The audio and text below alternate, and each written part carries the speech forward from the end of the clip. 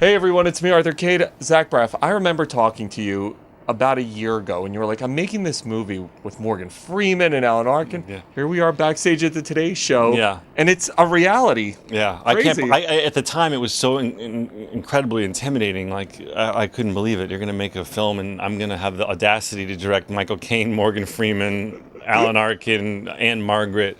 But it came out fantastically. I'm really, really excited about it. And the studio is so thrilled with it. They're releasing it the week before Easter, which is sort of the ideal date for the film because it's a film that, you know, you can go to at any age. So my parents were always like, when are you going to make a PG-13 movie that, you know, at the holidays everyone can actually go to together?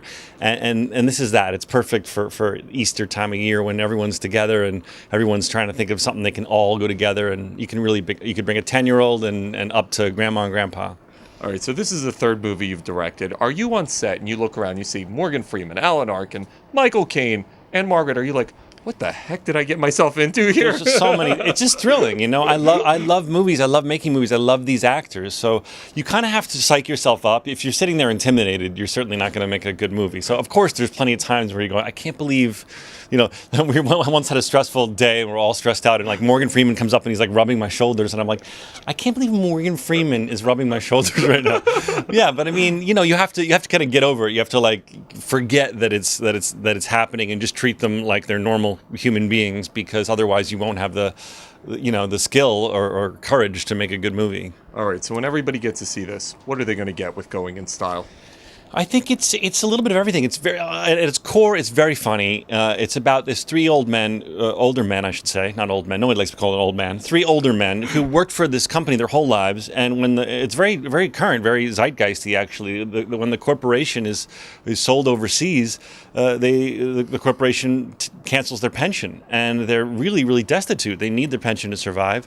They don't know what they're going to do, and they're so livid that they track down the very bank that's redistributing their pension, and they say, we're going to rob that bank. We're going to go, we only want our pension money. We're only going to take what we're owed. And so they plan to rob the bank. And, you know, they're not very good at it at first, so they have to practice. And so it's funny. It's got some action in it, which is really some funny stuff. But it also has heart. It's about something that's actually really happening in our society. How are you different as a director from Garden State to now? Well, this was, Garden State was my very first film. I never thought that anyone would really ever see it. It was kind of, it was the first time I directed anybody, let alone made anything huge. So for my scale, this was a pretty huge effort, shooting action comedy with three living legends in Manhattan, Queens, Brooklyn, in the middle of the summer is like double black diamond skiing compared to like the green circle.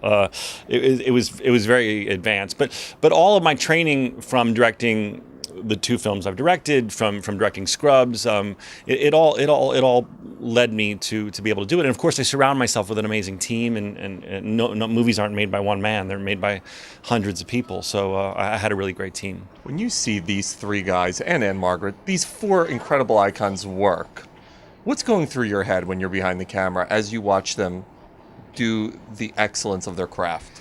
It's just an honor, and it's an honor. It's humbling, and it's an honor to see how good they are and how flawless they are, and also that they were so wonderful to me, because they know I'm a younger guy who's only made two other films.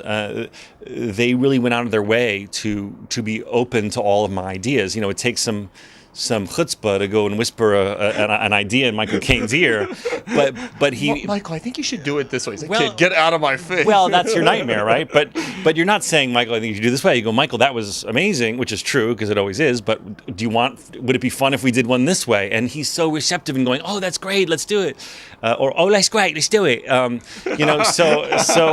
So it was a real testament to them that they treated me like I was a guy who'd made 100 movies. So they were wonderful.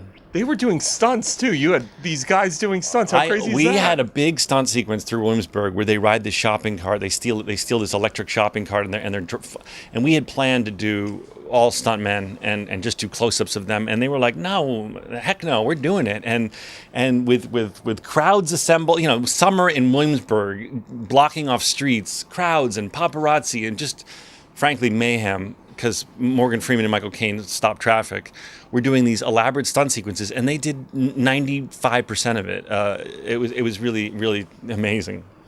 Having spent so many years in front of the camera, and now your third movie behind the camera, which do you enjoy more?